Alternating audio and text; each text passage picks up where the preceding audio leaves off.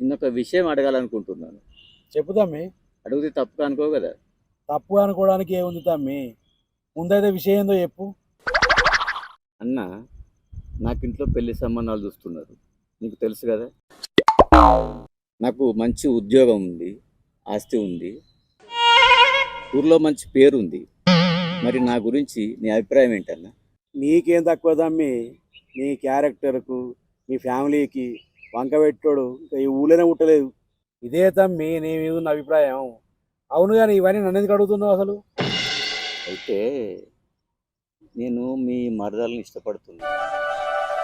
ఒక్క రూపాయి కట్నం లేకుండా పెళ్లి చేసుకోవాలనుకుంటున్నాను. మరి నాకు ఇచ్చి పెళ్లి చేయడం నీకు ఇష్టమేనా? నాకెందుకు ఇష్టం ఉండదు తమ్మి? మీ అంత మంచి సంబంధం మాకు దొరుకుతుందా? అవును కానీ మీ అమ్మ నాన్నకి ఇష్టమేనా ఈ పెళ్ళి అంటే?